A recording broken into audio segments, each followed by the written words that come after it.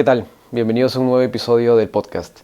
En este episodio hablo con un misionero en Asia, en un país en el que existe persecución de cristianos.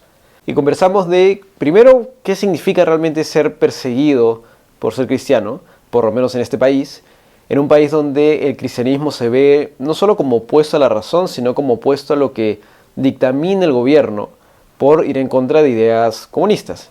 Entonces, hablamos un poco de esto, un poco de cómo se puede ser cristiano en este contexto, qué tipo de cristianos se pueden formar en este contexto difícil y cuáles son las principales preocupaciones de las iglesias allá. Ahora, por tratarse justamente de un misionero en un país perseguido, no puedo ni decir su nombre. Su cara está difuminada en el video porque él está en ese país.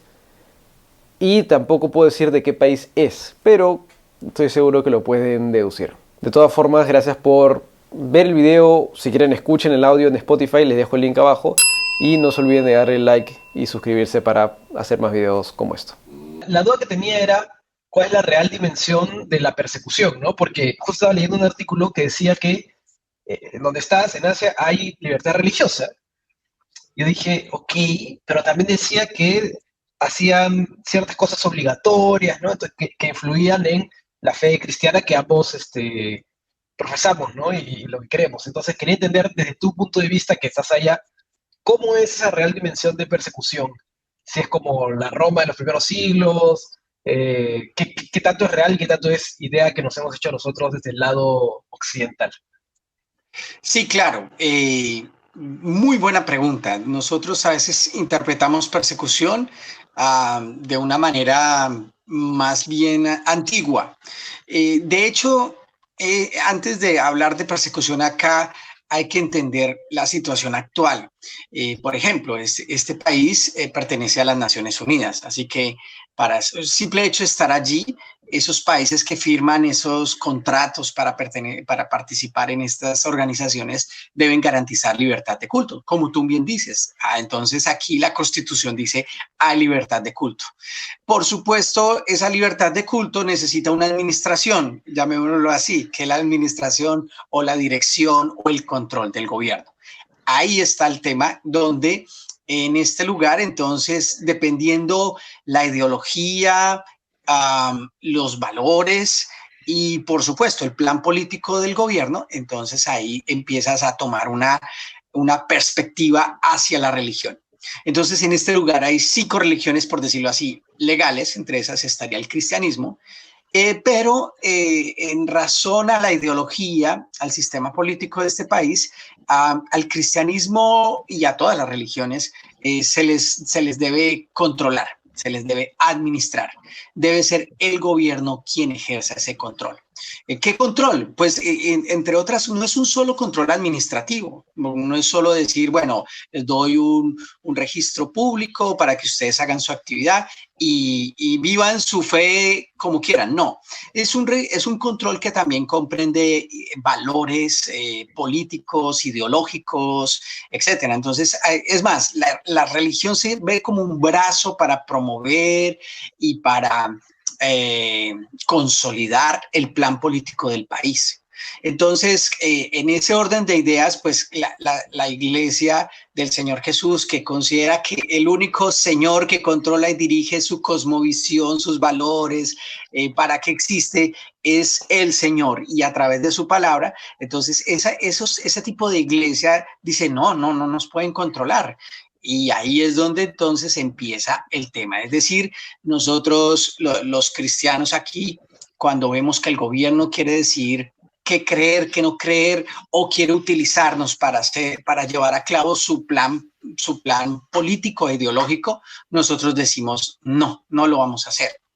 Ahora bien, el otro problema que tiene el cristianismo, y bueno, algunas religiones acá, es que precisamente por el sistema político se le considera como anticultura, a tal punto que ahora se dice cada vez que un chino se convierte al cristianismo, pierde un chino. O sea, el valor cultural de la gente de este lugar está formado por la ideología política, etcétera, que ya tiene más de 100 años acá.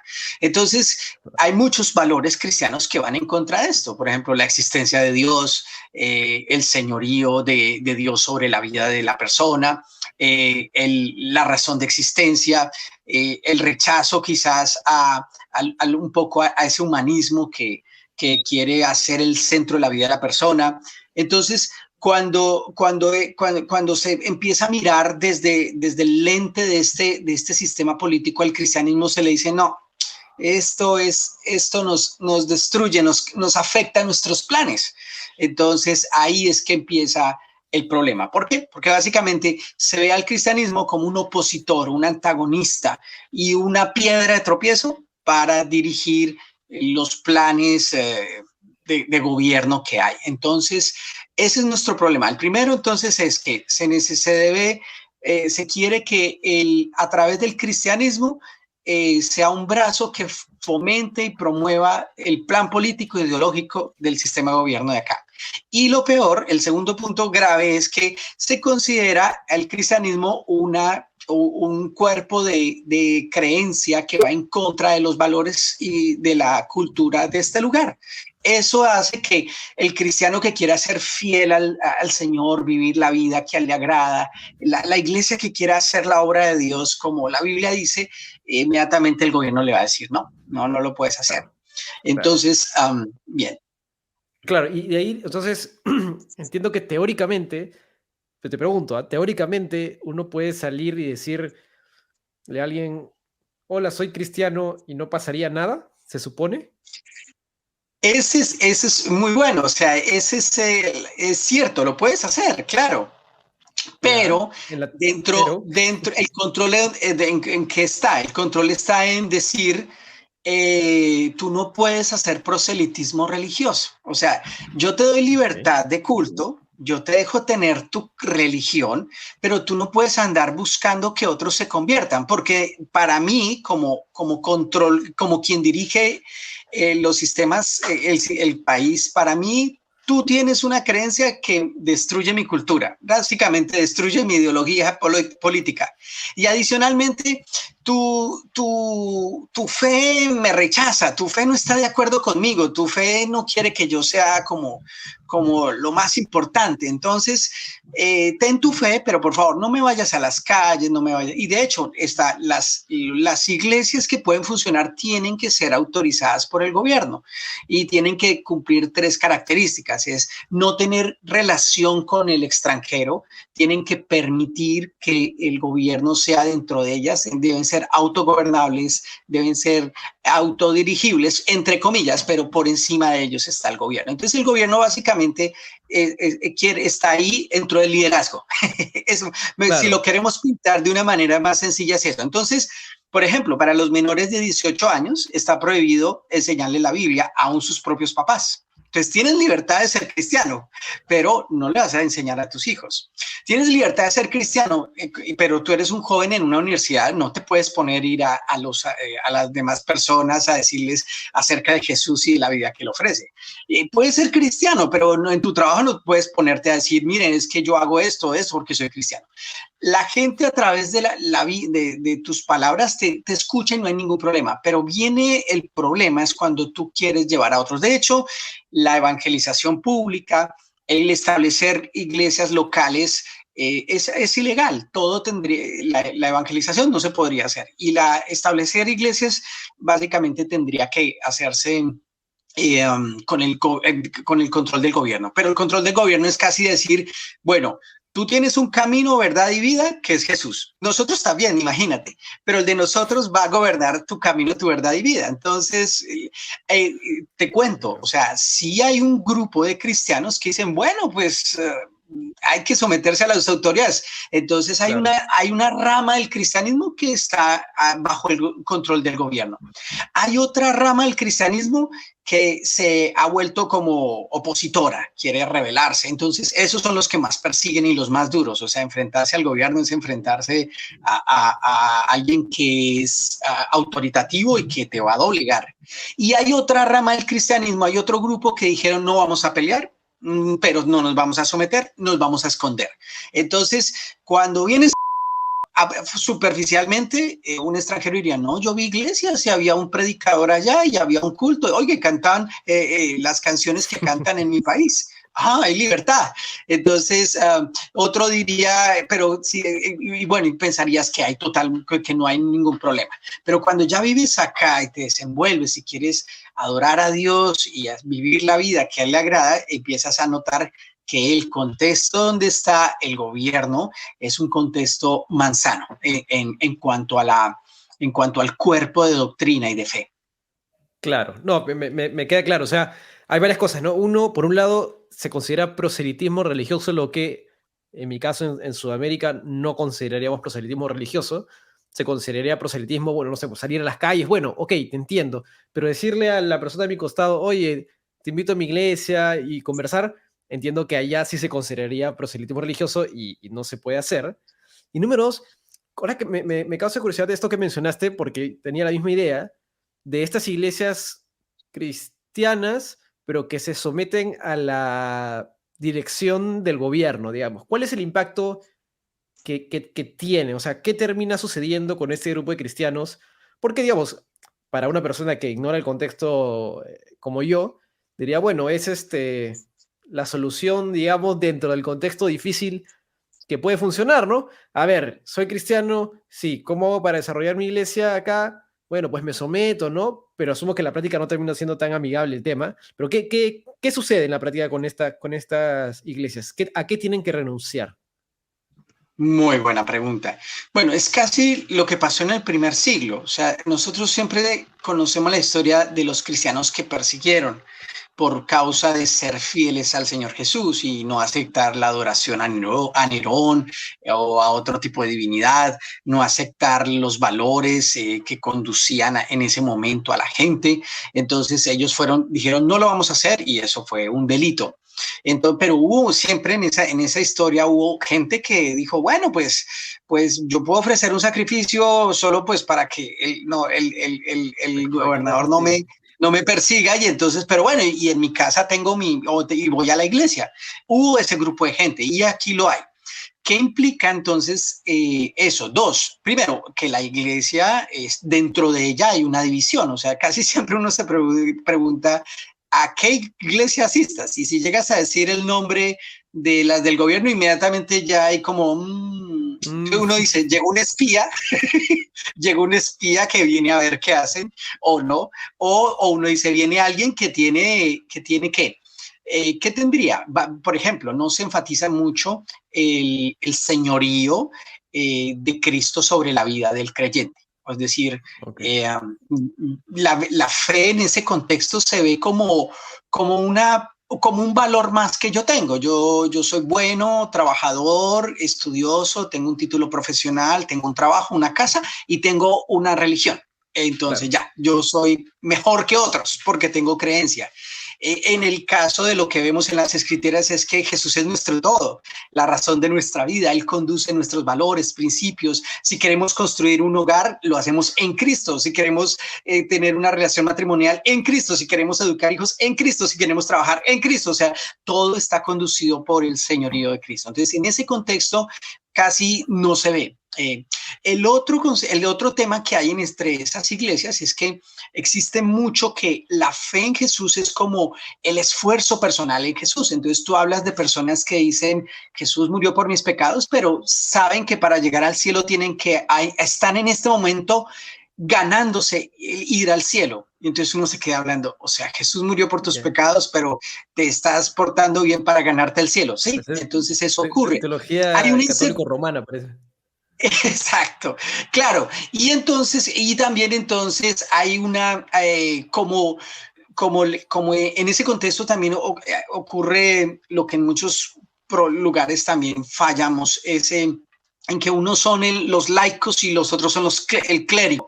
Entonces, hay mucho cristiano que va, se siente y se regresa a casa y ya. Entonces, eso también es malo. La idea es el sacerdocio universal. Todos los creyentes estamos llamados a servir. Entonces, y el otro, por supuesto, pues en esos lugares no se habla de la evangelización del país, no se habla de la conversión del país, el usar que el país es pecador. Wow. Oremos por los pecadores, por el gobierno, o sea, eso sería ofensivo. Entonces, sí se diluyen varias columnas del cuerpo de doctrina cristiana. Primero, Cristo, su regreso inminente, por ejemplo, el señorío de Cristo, los cielos nuevos y tierra nueva. En este sistema político se considera que a través del sistema la humanidad va a llegar a ser el ser humano ideal, el ser humano perfecto. Entonces, imagínate decirte, no, nosotros estamos... Claro, nosotros estamos perdidos, estamos sin esperanza, necesitamos la nueva vida que ofrece Cristo. Te cuento cómo te resumo esto. Tuve años atrás un amigo extranjero que vivió acá 10 años. Hay extranjeros que vienen, pero el involucrarse con la cultura es superficial. Por su trabajo, por sus cosas, pues ni aprenden el idioma.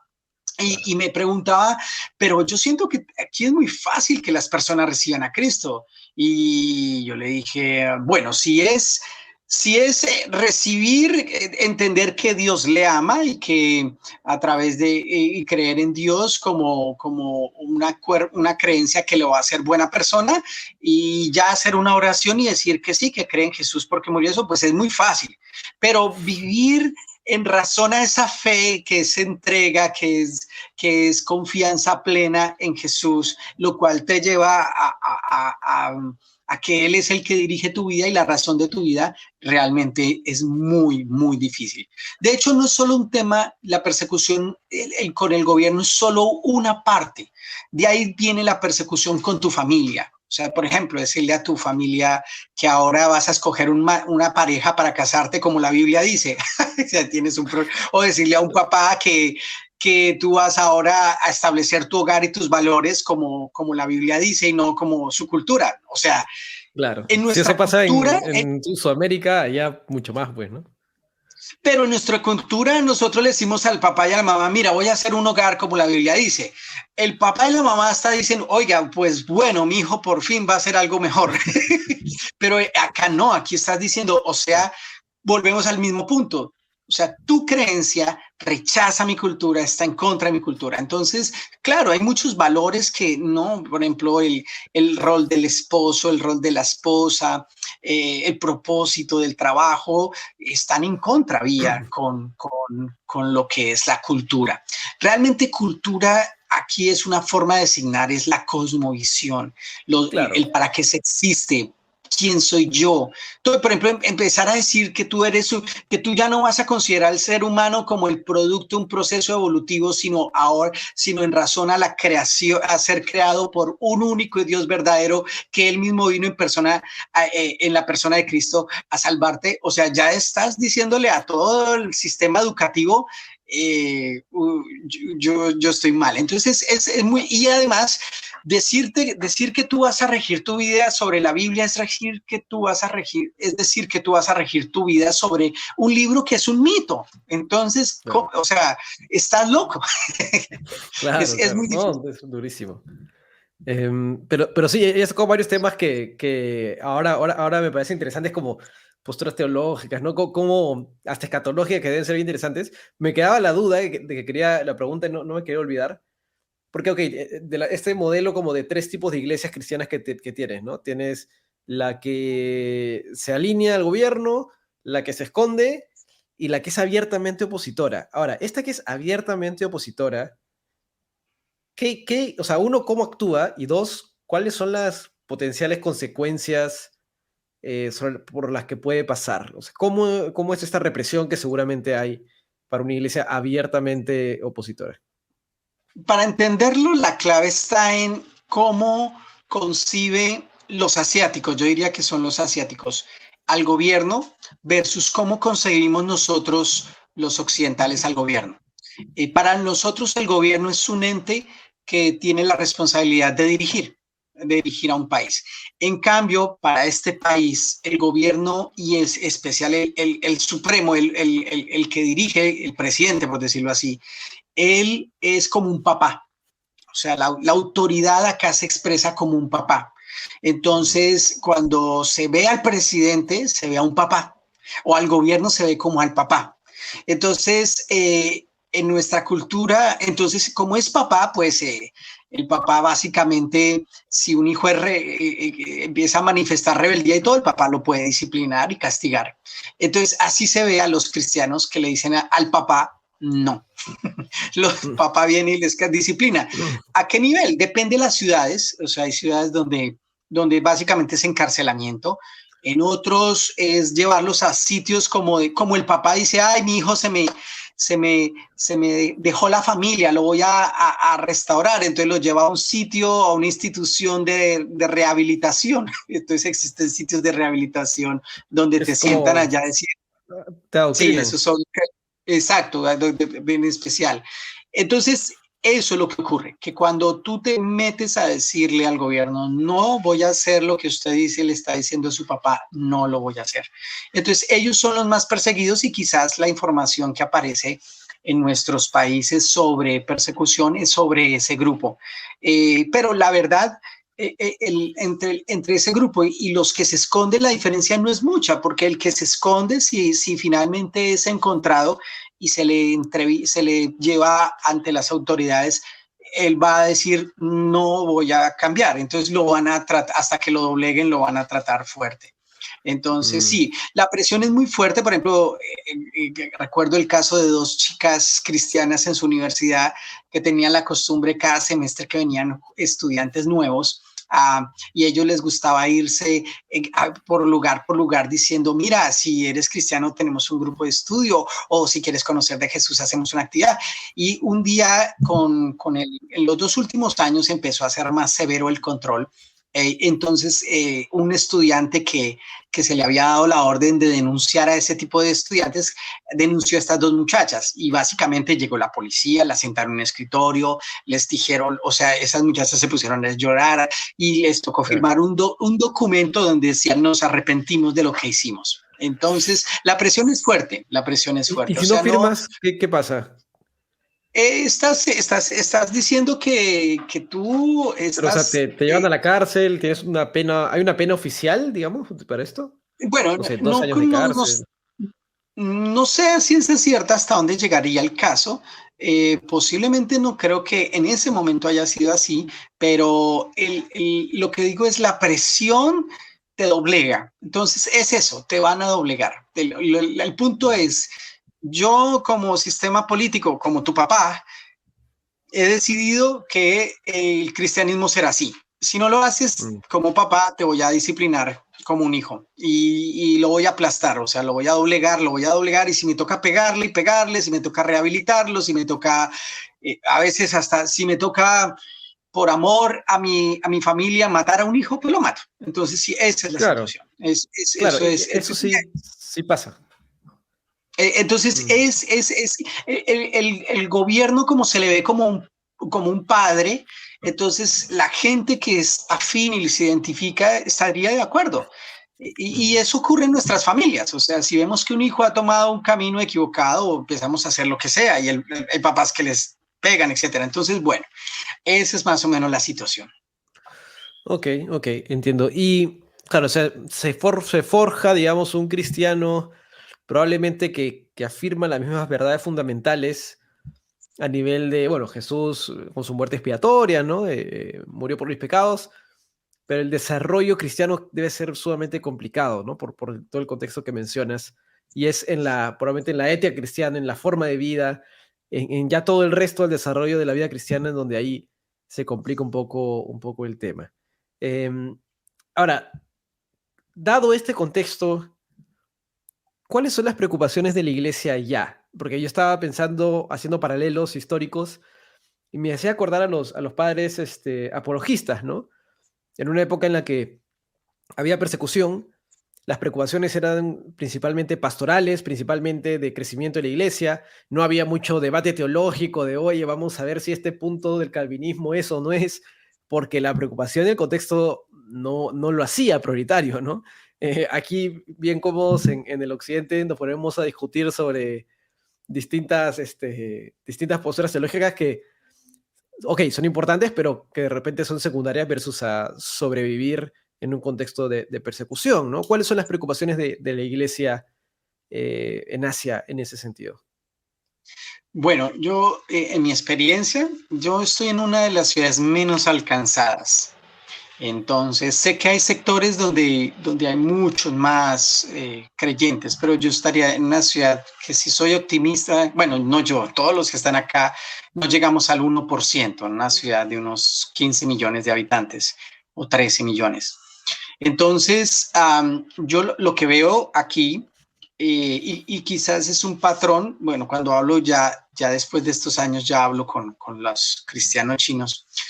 Yo creo que el gran problema que observo es el no crecimiento espiritual. O sea, cuando Jesús nos salva, nos ofrece una vida plena, una vida. Yo he venido para que tengan vida y la tengan en abundancia. Y es una vida que es extraordinaria, es sobrenatural, o sea, es poder experimentar, ser lleno, vivir una vida controlada por el Espíritu Santo, vivir una vida para la gloria de Dios. O sea, realmente la persona que confía y obedece en Dios es bienaventurada, es dichosa. El no haber crecimiento espiritual, pues te está quitando eso, te está dejando como el que tiene una gran vida, pero no la disfruta, no disfruta. Entonces, este ambiente de persecución, eso es lo que hace, que no disfrutes esa vida que ya tienes en Cristo. No estás trabajando para ganarte tu salvación, ni tu posición, ni para que Dios te acepte, sino ahora vives porque ya estás completo en Cristo. Ese es el gran problema, el crecimiento espiritual. Entonces, la persecución, de hecho, las cartas del Nuevo Testamento, y cuando el mismo Señor Jesús dijo, alégrense porque los persigan, es porque cuando hay persecución uno no está alegre. Y en la carta de Pedro habla de temas habla de una iglesia perseguida, pero habla de santidad, de que no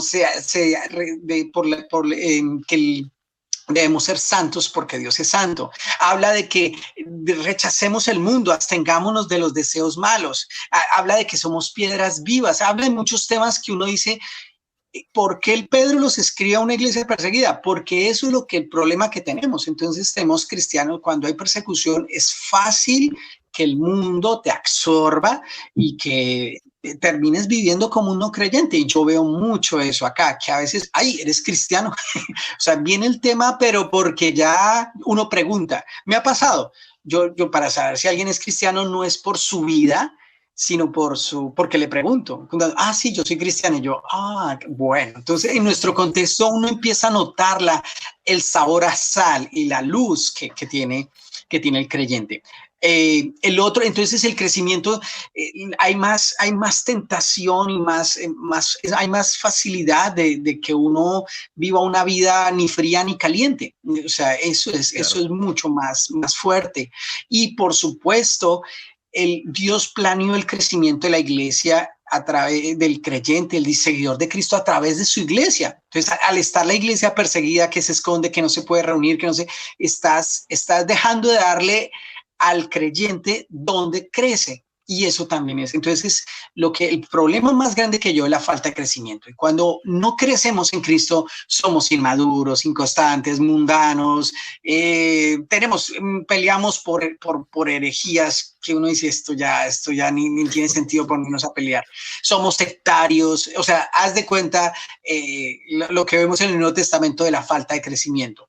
Y sobre todo, el problema de la falta de crecimiento es dejar la luz debajo de la mesa, o la sal que se revuelve con otros materiales y pierde su sabor. Ese es el gran problema. Entonces, siempre vemos la persecución de una manera muy platónica los occidentales. Que los persigan porque entonces así se multiplican más y así aman más al Señor. Vívelo.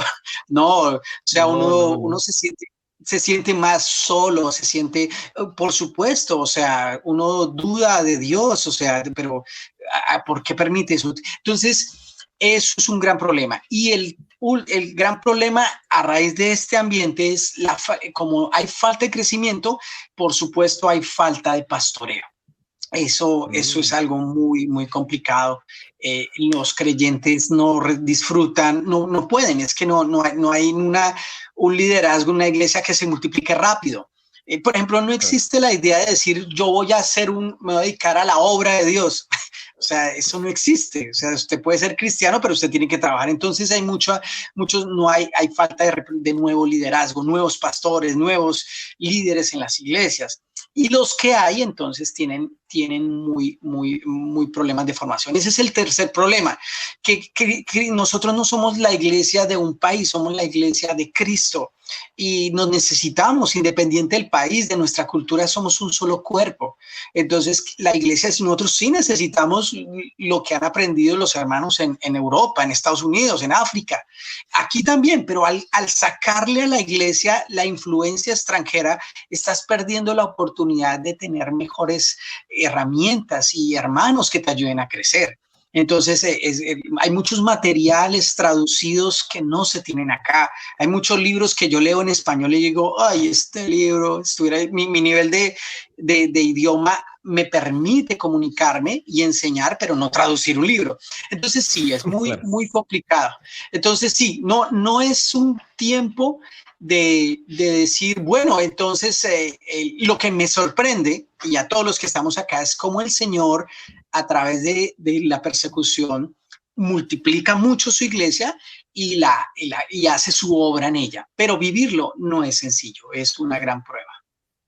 No, claro, sí, en algún momento yo también escuché de forma inocente y un poco de repente romántica, ¿no? Que dicen, no, en la época de la persecución, ¿no? Los primeros siglos, también como que se purificó, ¿no? El evangelio por los verdaderos creyentes. Y bueno, qué romántico suena, pero si me preguntas si quisiera estar ahí o acá, te digo, a ojos cerrados, prefiero estar aquí bien tranquilo, con todas las facilidades, ¿no? Es mucho más cómodo. Pero, y Sí, algo que el problema. Dime. No, dime.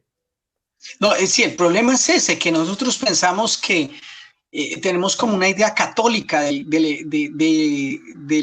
crecimiento espiritual. O sea, entre más nos castiga Dios, más puros nos volvemos. Eso no es. Entonces parece que si hay persecución, la doctrina es sana, el evangelio es sano, somos cristocéntricos, o como que si pasamos muchas necesidades y muchos dolores, entonces nos volvemos más santos. Eso es muy católico. O sea, Pablo oraba, le decía a Timoteo en su carta, dígale a todas las iglesias, y usted como líder, cómo se debe vivir en la iglesia, columna y baluarte, oren para que vivamos reposada por nuestras autoridades, para que vivamos reposada y quieta, para que la palabra de Dios corra. Realmente es muy diferente. Cuando siempre habrá problemas en el crecimiento, pero cuando la palabra de Dios no corre con libertad, yo, por ejemplo, no se imaginan el dolor para mí es no poder irme varias veces a la semana a parques, a las estaciones del metro, del tren, repartir volantes, sentarme en un parque a hablar. O sea, yo a veces he llorado porque no puedo hablar. O sea, si resulta que estamos hablando de conocer al Dios verdadero, eso no es, eso con todo respeto, si eso es un evangelio puro, yo no creo que eso sea el plan de Dios. El Señor lo permite, nos ayuda a crecer, pero qué hermoso que en nuestros lugares donde estamos haya libertad para yo decir, sentarme en un parque. Yo a veces veo por YouTube cómo alguien se para en una plaza y se pone y viene otro y le discute. Yo diría, wow, yo quisiera eso acá. No podemos, o sea, está prohibido sentarte en un metro, pararte en un tren, empezar a hacer todo eso. Eso es ilegal, es un delito. Eso claro, no es evangelio puro, eso se llama la obra de Satanás en contra del evangelio puro. El evangelio puro lo deberíamos de tener sin o con persecuciones. La persecución no tiene nada que ver con que tengamos pureza doctrinal y sobre todo trabajo puro de evangelismo. No, claro, no, sin duda, es bien católico eso del castigo. Y bueno, en Perú, donde yo estoy, hay mucho de eso, ¿no? Pero algo, por ejemplo, que también me causa curiosidad que mencionaste ahora sobre los recursos, ¿no? creo que todos hemos visto videos, ¿no? Que pasan de que llegan Biblias chicos, ¿no? Van y dicen, felices por tener su Biblia. La duda que me queda, y tú comentabas un poco de los recursos que hay, bueno, tienes la brecha del idioma. O sea, la duda que tengo es, ¿qué tantos recursos tiene la iglesia o los líderes de iglesias, que entiendo que no son muchos, para formarse? Porque, bueno, uno tiene la brecha del idioma, que los recursos están o en inglés o en español o en alemán, no sé. Yo manejo bien en inglés, por ejemplo, entonces puedo leer un poco más en inglés, y nosotros estamos acá y nos conocemos por el estudio, pero ya el español te pone cierta limitación. Yo me imagino que el idioma que se maneja ya es una limitación adicional, ¿no? Y tener Biblias es complicado, ¿se puede tener? ¿O tienes que hackear los celulares para poder tener acceso a las aplicaciones? Bueno, que ahora tenemos de la Biblia, ¿no? Pero antes no había, era el libro físico o nada. ¿Qué recursos hay disponibles para un creyente allá, o incluso un líder, ¿no? Que quiere leer y de repente le es difícil? Bueno, los recursos. Yo te diría que lo que hay en español traducido de libros que fomentan el amor, la esperanza y la fe en Cristo, comparados con traducidos en el idioma de acá, sería el 5%. De hecho, las librerías están controladas por el gobierno. Entonces, todo libro, para imprimirse, tiene que pasar por un funcionario que lo lee. He visto en carne propia un libro sobre el matrimonio que le quita al libro temas como la centralidad de Jesús, la conversión en Jesús y deja lo ético del matrimonio. Por ejemplo, el libro Amor y Respeto, muy buen libro, y el libro tiene unas partes evangelísticas, y yo estaba mirándolo acá en su traducción, y que la traducción es muy buena, la verdad. Muchos de los que muchos nativos han emigrado a otros países y ahora ellos manejan la lengua del país donde están, en inglés o en español, y su lengua materna, entonces están traduciendo bastante. Entonces, todos esos libros nos toca ilegales, o sea, nos toca esconderlos. Entonces, pero sí hace falta. Ya hay un gran trabajo de traducción, pero, por ejemplo, yo no puedo, por ejemplo, a mí, si tuviera, como pasó en nuestros países, que llegaba un obrero a esos países y él de una vez compraba un local y empezaba una iglesia local, o compraba otro terreno y hacía una imprenta, y el otro compraba otro terreno y hacía un colegio, y el otro hacía un orfanato. Nosotros acá no podemos hacer nada de eso, aunque tuviéramos los recursos. Entonces, nos toca trabajar todo eso a escondidas. Yo lo hago, yo utilizo algunos materiales que hay, y estoy pendiente que hay en red afuera para traerlo. Pero el día que me encuentren, eso es un delito. Estoy básicamente difundiendo literatura no aprobada por el gobierno, y eso es un delito. Entonces no hay mucho. Las aplicaciones de las escrituras están, las de la Biblia, pero hay un gran problema. La traducción que hay es una traducción muy antigua y usa muchas palabras que tú, al leerlas, hasta yo que estudié el idioma, yo digo, ¿y por qué le dicen aquí así? Le pregunto a mis amigos cristianos, no, es que es así como antiguamente se pronunciaba, pero hoy en día no se usan esas palabras. De hecho, esta cultura no es una cultura amadora de leer libros. Entonces, la Biblia debería ser una Biblia traducida como para nosotros la Nueva Traducción Viviente, la Palabra de Dios para todo. Bueno, debería ser una traducción muy, muy asequible. La que hay es una traducción muy antigua. La Reina Valera de nosotros sería de lenguaje al día. Entonces, eso hace, claro, eso hace como la que, Biblia por del ejemplo, oso. algo así. Entonces, eso hace que algunos la leen y siempre me dicen, yo no entiendo. Y yo digo, bueno, sí, la verdad, no hay para entender. Entonces, sí está la aplicación y la puedes leer, pero las otras, nosotros tenemos como unas, no sé cuánto llevamos, pero ya hemos pasado más de la docena de traducciones al español de la Biblia. Aquí habrán, creo que ahorita nuevas, hay 2 más de la antigua. Pero esa segunda, cuando yo a veces la tengo y se las muestro, dicen, wow, existe. No saben que existen unas traducciones nuevas. Sí se pueden comprar las escrituras en las iglesias aprobadas por el gobierno, pero vuelvo y te digo que es un libro que yo he estado con creyentes de años y no lo han leído. ¿En serio? Wow. Qué Sí. difícil, ¿eh? Qué difícil porque Bueno, es peligroso, ¿no? Si no tienes una doctrina basada en la Biblia, es muy fácil salirte y creer cualquier otra cosa, ¿no? De hecho, nosotros estamos acostumbrados a decir el movimiento pentecostal, el movimiento bautista, el movimiento reformado, el movimiento hermanos libres, etcétera. Pero aquí es el movimiento de todo un poquito. Te mueves con todos. Entonces tú puedes ver a reformados creyendo que la salvación se pierde y uno dice Ya. reformado. O puedes ver a pentecostales muy centrados, o sea, porque depende, o sea, se toma de todo un poco. Es muy probable que es como la situación del primer siglo cuando la iglesia empezó, o sea, Claro. hacía falta tener nuestro canon, aunque ya se reconocía un canon, pero hacía falta el acceso a ello. Entonces aquí está, la rueda está inventada, la rueda ya está hecha, las traducciones hoy en día se sacan muy rápido con todos los sistemas que hay. Pero no hay acceso, está controlado el acceso y trabajar en que se tenga no es un asunto sencillo. Para mí siempre ha sido, yo investigo mucho porque quizás ese es el enfoque que más hago, el discipulado, la consejería, es donde más puedo hacerlo con libertad. Claro, es más privado. Y pregunta, me da curiosidad si es que tienes o has escuchado algún testimonio de una persona en el gobierno que haya sido, asumo que no públicamente, ¿no? Pero que se haya convertido al cristianismo, no al estilo, pues, Constantino tan arriba, pero asumo que probabilísticamente debe haber algún cristiano por ahí escondido, o eso no, o no sé, eso no sucede. Bueno, eso No es sé. algo que lo pensamos muy diferente los occidentales de los asiáticos, y en especial de este país. O sea, nosotros creemos que alguien que se convierte a Cristo tiene que públicamente y en todo momento decir, ahora soy cristiano, me convertí. Y hasta si puede hacer una celebración, mejor.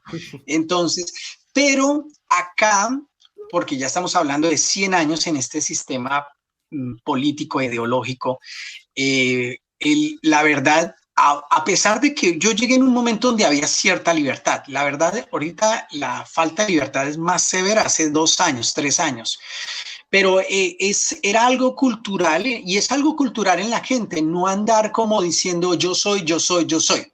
Es más, entre Oh, menos digas, mejor. Entonces, es muy probable que yo conocí profesores, por ejemplo, en las universidades se supone que para ser un profesor debes pertenecer al Partido Comunista del lugar y era muy interesante que algunos de mis profesores eran cristianos, entonces ellos figuran en el Partido Comunista, pero son cristianos. Entonces, sí debe haber muchas personas, es muy probable, eso es cierto, pero esta cultura en sí no fomenta que, ok, vengo jefe, vengo a darle una buena noticia. ¿Qué pasó? ¿Qué pasó? ¿Te convertiste al cristianismo? Me convertí al cristianismo, eso no ocurre. O sea, te convertiste y es más, hay muchos jóvenes que en donde estaban estudiando se convirtieron y llegan a su casa, viven con su familia y todo, y los papás nunca supieron que, o sabían, saben que son cristianos.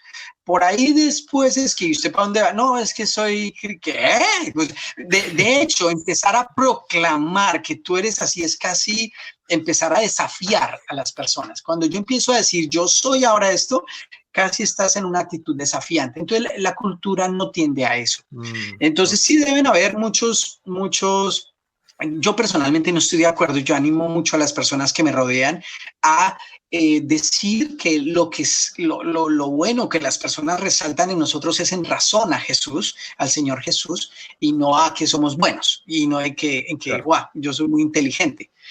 Pero sí, es muy cotidiano no decir yo soy, pero se necesita bastante. Entonces, debe haber Claro. muchos que lo son, pero que no lo dicen. Entiendo. Y en ese sentido, ¿cómo es la evangelización allá? Porque si no se proclama, si no, sí, que evidentemente es mal visto incluso, y puede ser hasta un crimen, depende cómo se practique. ¿Cómo evangelizas? Sí, cómo evangelizas?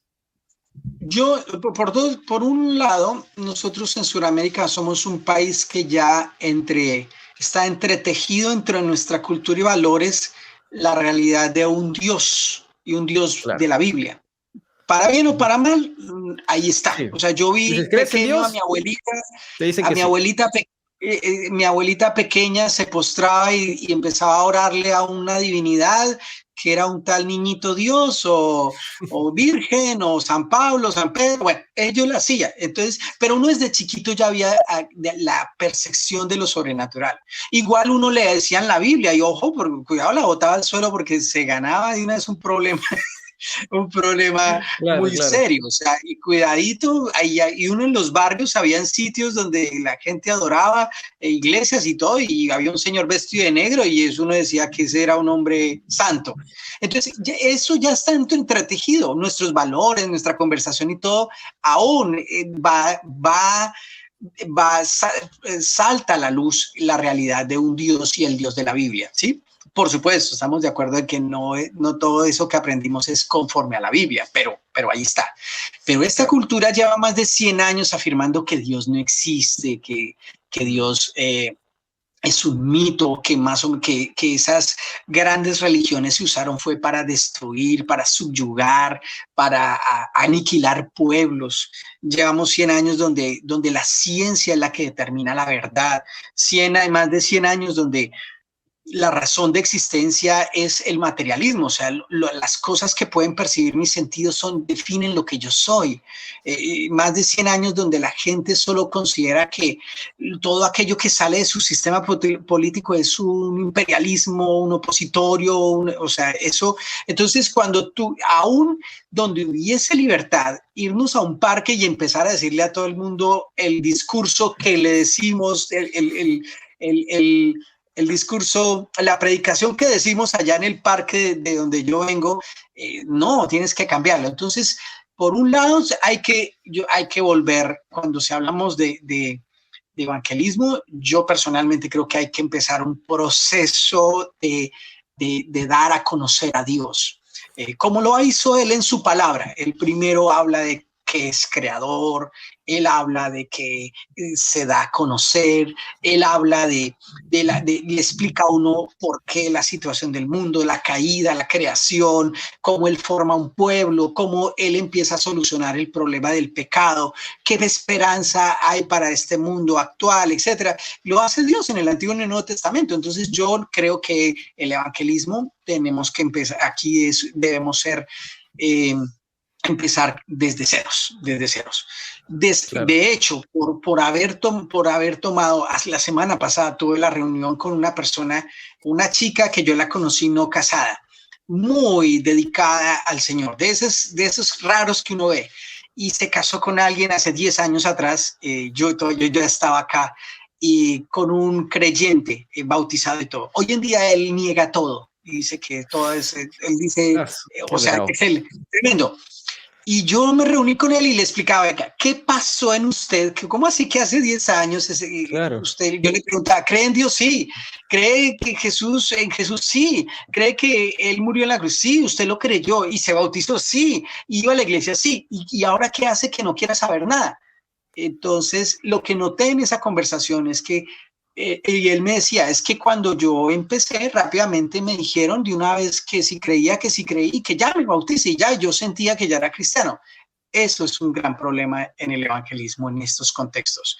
Hacerlo Mm, tan de reducirlo a algo tan que necesita tiempo. Entonces, claro. yo creo que básicamente el evangelismo debería ser con mi vida atraer a la persona para empezar discipulado.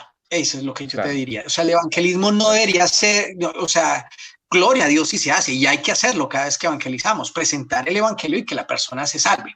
Pero mi meta con el evangelismo hoy en día es más que ese evangelismo conecte a la persona conmigo para empezar un trabajo de discipulado y a través de ese discipulado que esa persona entienda lo que yo le he dicho en el evangelio. Claro, claro. Ese es el modelo del cristianismo primitivo, ¿no? Un poco en esta clase de vida cristiana de la maestría. ya voy el nombre profesor, que era un escocés. Él ponía el modelo del cristianismo primitivo, de los primeros, que el discipulado tomaba como 5 años.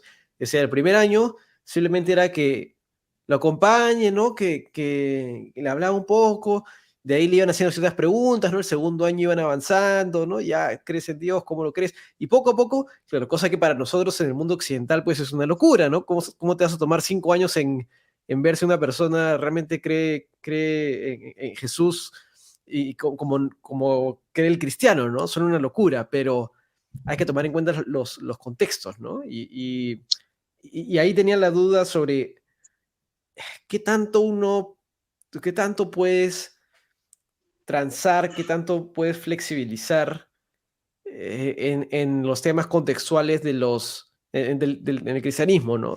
Está el caso famoso se volvió el apellido, creo que este misionero que fue hacia Taylor, puede ser, que se vestía como de allá, ¿no? Ujú. Y así eso iniciaba conversación, supongo, y así iba predicando.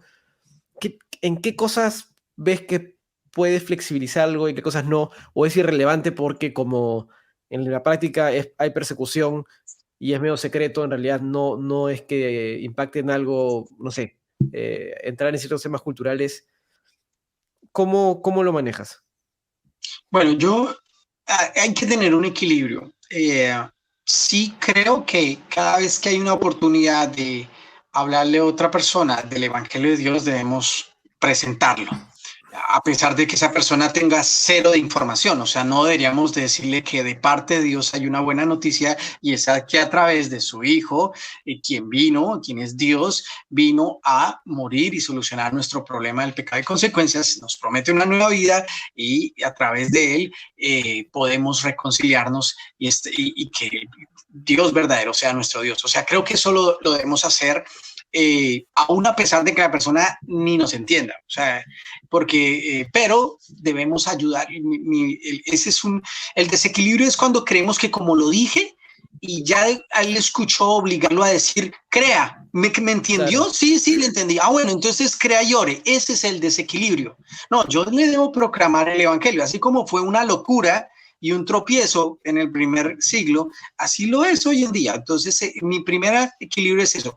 Pero mi responsabilidad, y ahí es donde veo al discipulado, es explicarle cada uno de estos elementos del evangelio que significaba. Entonces, sigo el discipulado en una relación de amistad. Ahora, en cómo lograr eso, no, la verdad es que ahí debemos ser sensibles a cada persona. Hay personas que por ejemplo, esta cultura le atrae mucho, respeta mucho al extranjero y de hecho a veces ser amigo de un extranjero es como un plus. Es que voy para la casa de un amigo que es extranjero. ¡Wow! O quien te enseña la Biblia es un extranjero. ¡Wow! O sea, parece que como que es mejor. Bueno, no siempre. Entonces, es un ungido 2.0. sí, pero yo diría que a veces no, porque la otra, bueno, ahí hay de todo, pero el punto es que sí es bueno que las personas, yo cómo logro concluir esto de qué cedo y qué no cedo. La persona, al verme a mí como extranjero en su cultura, debe ver que la amo y que amo su cultura, o sea, que yo estoy feliz de estar acá.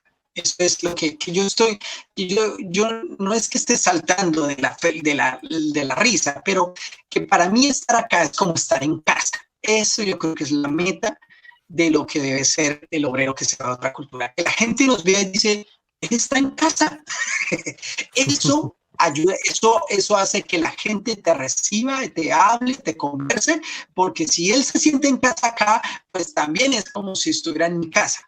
Desafortunadamente muchos extranjeros se cambian la ropa, las trenzas, pero hablas con ellos 5 minutos y están contando los días para volver de vacaciones a su país. O se la pasan comparando a su país. Entonces, no es una aceptación ni un ser flexible en forma, sino es una aceptación y ser flexible en el corazón. O sea, me siento en casa.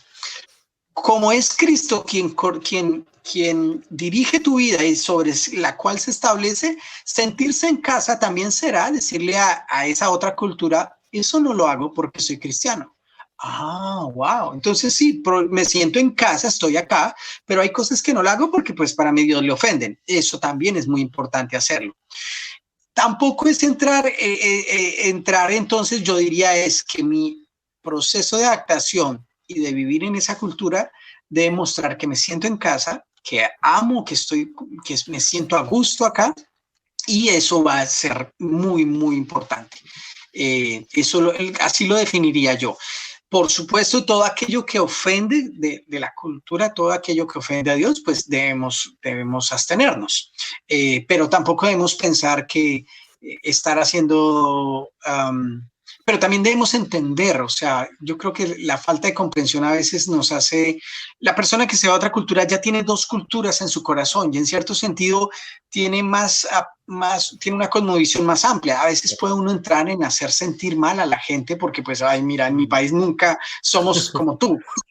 Entonces, Claro, claro. entonces sí, la verdad es seguir el ejemplo de Cristo, que siendo en forma de Dios no estimó el ser igual a Dios como cosa que aferrarse, sino que se despojó a sí mismo para ser como uno de nosotros, sin pecado, por supuesto. Y en esa condición nos mostró la realidad del amor, del amor, de la salvación y de la vida y del Dios verdadero que necesitamos. Claro, y me parece bien, bien interesante cómo lo planteas y coincido plenamente. Y ya para ir cerrando, creo que cualquiera que te escuche hablar va a coincidir conmigo en que tienes un corazón y un llamado misionero evidente. Pero ¿cómo decides ir hasta allá? Porque, bueno, creo que no, cualquiera que te escuche va a darse cuenta que eres sudamericano y probablemente pueda deducir el país rápido. Pero irse hasta Asia no es poca cosa, ¿no? Y ya estás 10 años allá. ¿Cómo tomas esa decisión de ir para allá y establecer tu ministerio ahí? Yo creo que nunca fue un acontecimiento extraordinario de un sueño, visión, Si te o pareció que Dios. una tormenta, una columna de fuego, no. Y la verdad creo que es el resultado de caminar con el Señor, de andar con Él. Sí recuerdo que para mí siempre fue una gran carga saber que había personas en este mundo que no tenían ni Biblias, ni iglesias, o que habían iglesias, pero que mejor dicho, estaban improvisando, siendo más controladas por este mundo de maldad que por la palabra de Dios. Siempre fue una gran carga. Y la verdad, en mi generación, si yo devuelvo los 10 años, los que me conocen, yo no era el candidato ideal. De hecho, habían ya algunos misioneros en mi país y me acuerdo que hacía una reunión con todo ese grupo de jóvenes, teníamos 20 y algo de años, que todos querían servir en un lugar y él le hacía a cada uno, y tú estarás entre musulmanes, y tú estarás en Asia, y a mí me miraba y me decía, y tú estarás aquí apoyando las misiones, y yo, pues sí, está bien.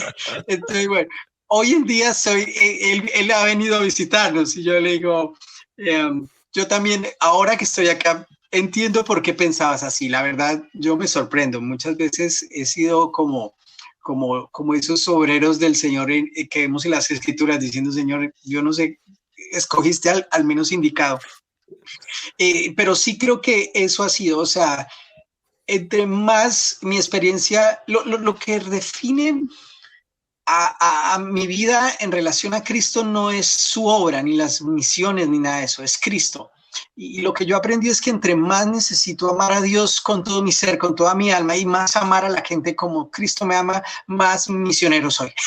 O sea, creo que eso es algo que no debería ser de quién va y quién es y quién no es misionero. Yo creo que así como decimos que tenemos la identidad de ser hijos, sacerdotes, templo del Espíritu Santo, discípulos, deberíamos de ser misioneros. O sea, creo que eso debe estar allí.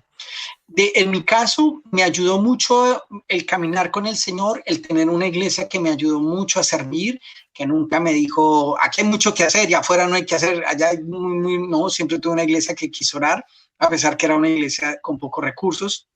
Y también involucrarme, yo al principio quería estar en la selva, del Ecuador o de mi país. O sea, donde yo escuchaba que ahí no había obreros, yo decía, no soy el más indicado, la gente no cree que sea el que vaya, pero aquí estoy, Señor.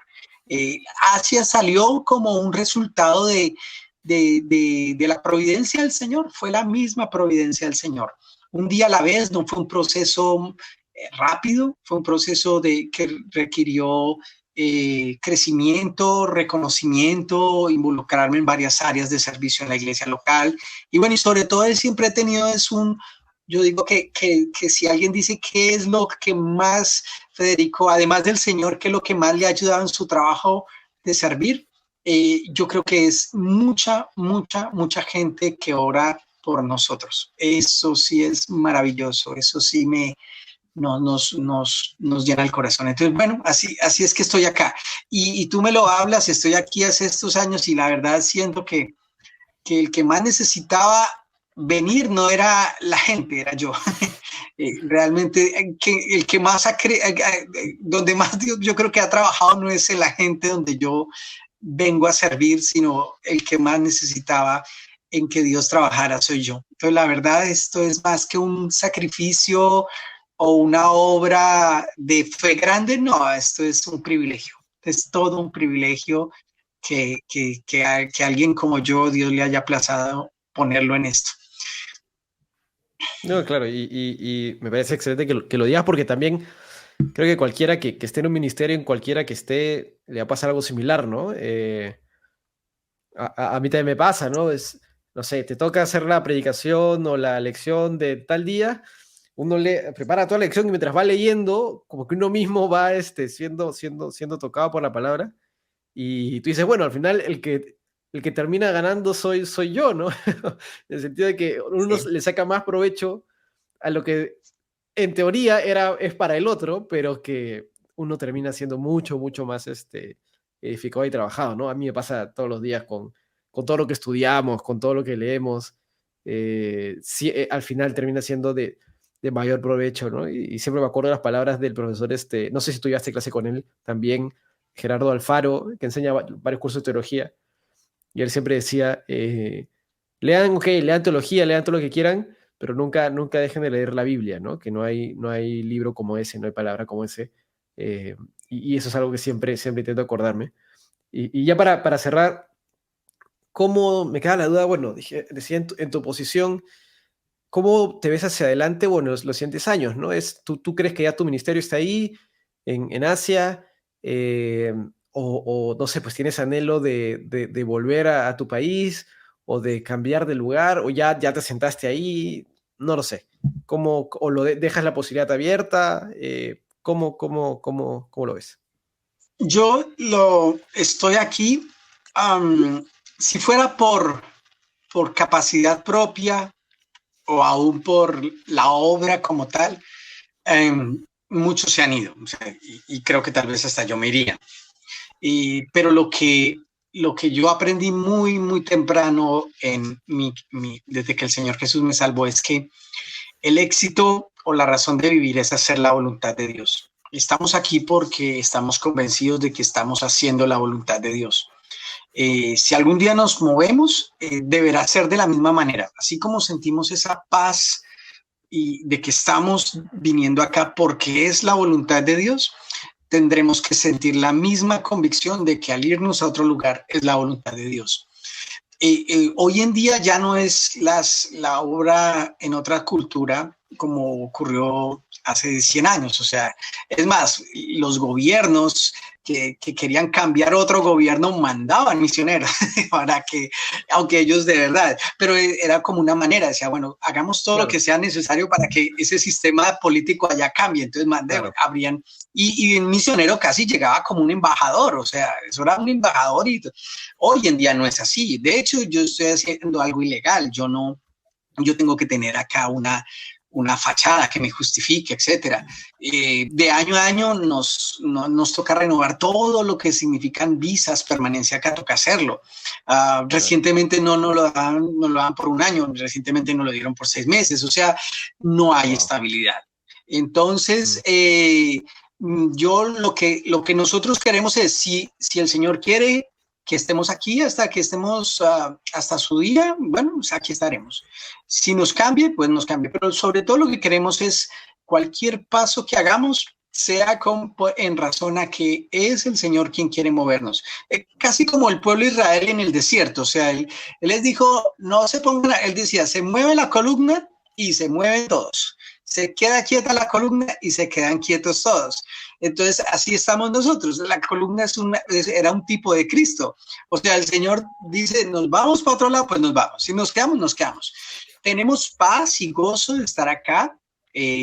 Por supuesto, con muchos desafíos, como lo tendríamos en otro lugar. O sea, el hecho de estar acá y irnos a otro lado no nos va a hacer más suave o más ligera o más conveniente nuestra labor. En todo lado hay aflicción. Entonces, no, a veces los obreros que tienen mayor libertad son los que más luchan, bueno, no sé. Entonces, creo que no queremos movernos o sea, cuando tú me dices, ¿cómo nos vemos? Nos vemos es que queremos estar donde el Señor nos quiere estar. Por supuesto, yo sé los dones que Él me ha dado, he tenido, seguramente tal vez llegará un momento en que Él querrá abrirme otro espacio, no sé la agenda de Él. La verdad, después de 20 años desde que el Señor me salvó, si yo hubiera pensado, nada de lo que estoy viviendo me lo imaginaba que lo podía hacer. Entonces creo que lo que sí sé es que Él tiene un plan perfecto y Él lo hará en nosotros. Entonces ese es nuestro futuro. Un día a la vez, confiando en el Señor, dejándonos moldear y esperando a que la columna se mueva o que se quede quieta. O que se quede quieta. No, pero excelente. Mira, eso es, estimado. No sé si tengas algo más que comentar, pero por mi lado eso está súper interesante y realmente es admirable el trabajo que haces. Yo le decía a los hermanos de mi iglesia, ¿no? de mi comunidad. Estoy en clase con un misionero en Asia. Y decían, ¿qué? ¿Cómo? Digo, sí. ¿Y en qué idioma habla? Digo, no, se habla español. es sudamericano. Está en las clases conmigo. Entonces es sumamente admirable lo que haces y creo que de mucha estima y respeto por todos, ¿no? Pero sí, eso. Gracias más bien por el tiempo, a pesar de todo. Y lo que somos se lo demos al Señor y si hay algo bueno, digno de alabanza es a Él. La verdad, entre más conozco al Señor, aprecio el aprecio que tienen por lo que hacemos, pero la verdad más necesitamos al Señor. O sea que oren mucho por nosotros, lo necesitamos. Somos tan frágiles, tan reemplazables, que de verdad uno dice, quizás por lo que uno está haciendo, alguien diría, puede sentirse más confiado. La verdad, más debilidad, más fragilidad. Es más evidente que separados del Señor nada podemos hacer. Así que gracias por lo que consideras de nuestro trabajo, pero te habla alguien que necesita mucho al Señor. Entonces, ese es el mensaje. Que hacer una obra misionera no es más que dedicarse a necesitar más al Señor. Me parece bien, estimado. Gracias por tu tiempo. No, un abrazo.